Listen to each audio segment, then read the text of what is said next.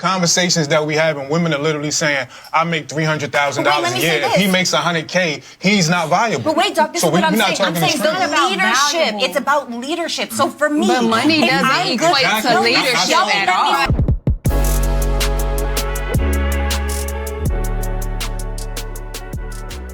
What up, y'all? Welcome back to a brand new video. Y'all know what to do. Get on Amazon, get that desired nutrition for that pump, that energy, and that focus. Get about 4 or 5 of those in stock right now on Amazon. All right, let's get into the video. If a man came along, let's say y'all both make $500K a year. He's making $70K. He got a business plan. He got a vision. He's working towards that day in and day out. And you would have to look up at him on all the intangible. Does he get a chance? No. I would rather be single.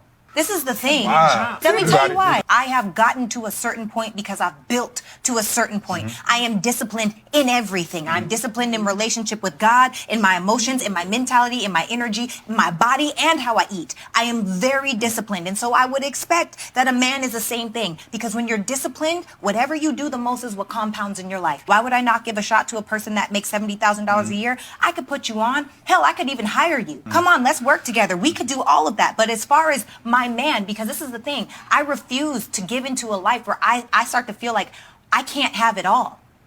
That's where the insatiableness and the gluttony, because if you already have it all, why do you need a man to give you more? Like, that's the part of the conversation that I just cannot fully understand. And maybe it's not love that they want. Maybe it's not. Let me finish. Why does money have to be null and void of love? I think it's because y'all keep going to money. Like, y'all don't really chime on like the other intangibles as much. It's mostly about the money. But that's other tangibles. It's whole. It's all of it. If you're missing one, you can't rank one out on the scale of 1 to 10. In my lifestyle, in people that I know, I don't really know any people that make $70,000 a year. Well, I know. What about a high school teacher who loves the kids in his community, who's not on that money shit? He wants to serve. That's not what I'm talking about. I'm talking about the people that I am around on a daily basis, the people that I call on my phone. It's different. So I will say my vantage point for what success looks like monetarily speaking is exponentially different than most people. I understand that. And I'm not here to wrong or shame the person that makes $70,000, because the truth is every single person deserves love. But like Tasia said, that's not going to happen with me, because I live in a space where I want to follow the leadership of my man. I want my man to make the decisions inside of my household. It's not about a dollar amount. It's not, no. Because he can lead in other ways. No, and with finances, you've got to lead the household. You can, look, money doesn't buy you happiness, but it buys you options. Exactly. This is the question. The question I want to ask in fairness. These people just got money. They don't even, the people who think they got money don't even have no bread. Let me ask you the question. I disagree with you because I know the people.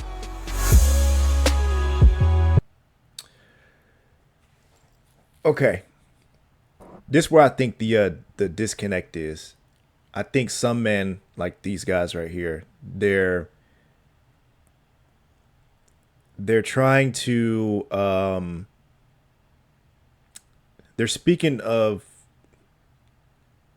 what you would call like a gold digger, and there's a difference. There's a bit of a difference between this woman and, a gold digger, somebody who is looking for a man with money, to secure her lifestyle, whatever. A woman like this woman and a bunch of women who make a lot of money, they're looking for someone to look up to. Okay, that's all women. All women are like that. They look for a man to look up to. And the money part is just one of the things that they look at. They're looking at, okay, I make this amount of money.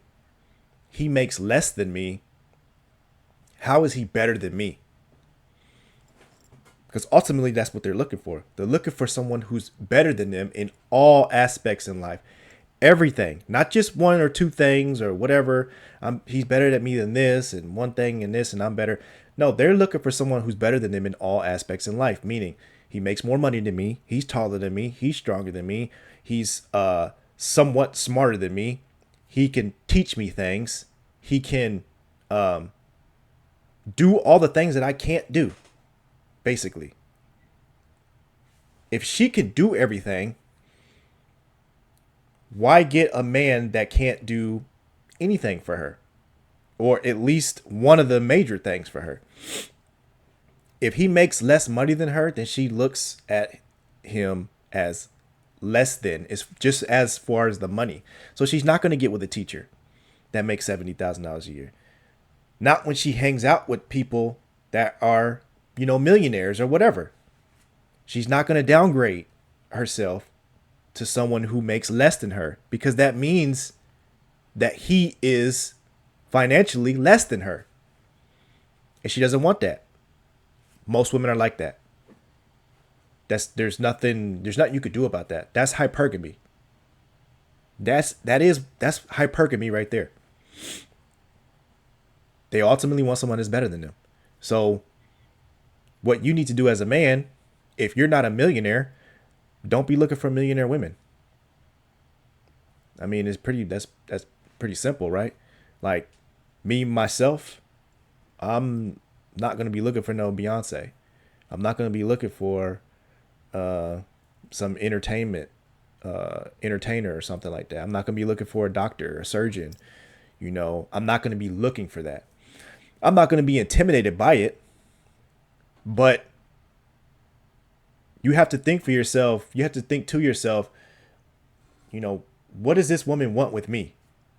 And when is that going to show up? Meaning like in arguments and things like that, because women do that. They do that. Men don't do it. But if a woman's making more than you, and she's, paying all the bills, and maybe she bought the house, maybe she already has a house and you moved into the house, that shit's going to show up one day. You think it won't. She's all, just come live with me. Come move in with me. But it'll show up one day. Especially when y'all get into an argument. She's talking about, this is my shit. I paid for this. I did this. You didn't do nothing. Men don't do that because we're built that way. We're built to take care of women. We're supposed to do that. But women aren't supposed to take care of men. The conversations that we have, and women are literally saying, I make $300,000 a year. If he makes $100K, he's not valuable. But wait, Doc, this is what I'm saying. I'm saying it's about leadership. It's about leadership. So for me, but money doesn't equate to leadership at all. This is what I'm saying. I'm saying if you are going to lead me in the ways, that means you need to have the mindset. That means you need to have the mentality, the emotions, the spirit, the energy. If you're going to lead this household, I don't want to have to slow down to let you pass me up. The average woman doesn't make that much money. That's true. Right? The actual listener is making 50, 70, maybe 80. Right. So what happens to the man that only makes 50, 70, 80? Is he now completely disqualified? Because we've completely changed the conversation. We said average. Now we're talking about men that make $300,000 a year. We can't even keep the conversation to the same topic of the average man. He's still being bypassed in the conversation. So if he's being bypassed in the conversation where we can't even stay on topic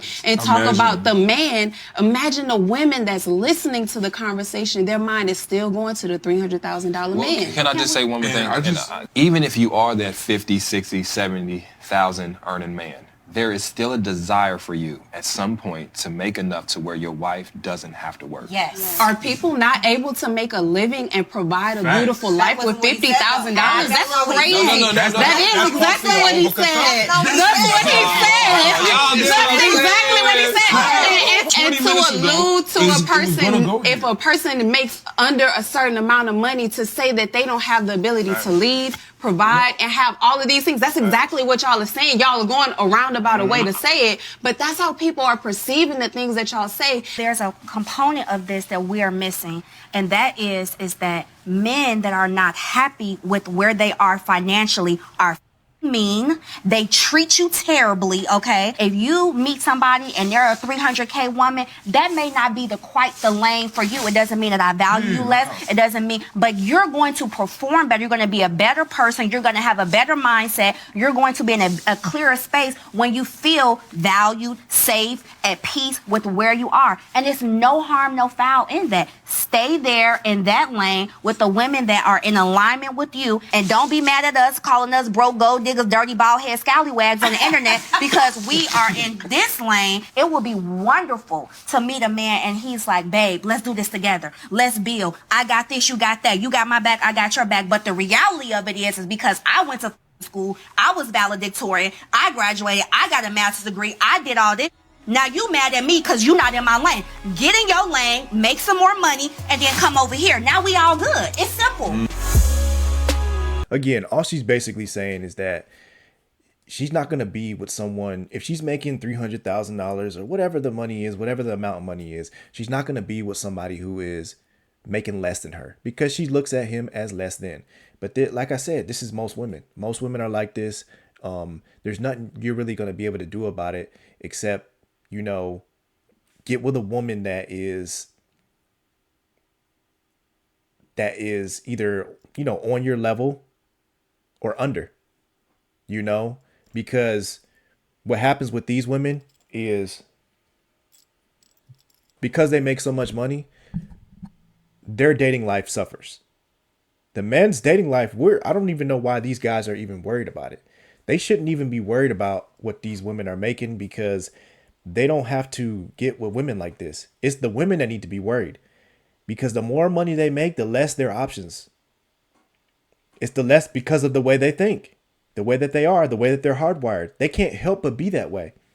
You know what I'm saying? They just can't because they can't respect that man. They're not going to be able to respect a man that's making $70,000 if they feel like they worked hard enough to make $200,000, $300,000 a year.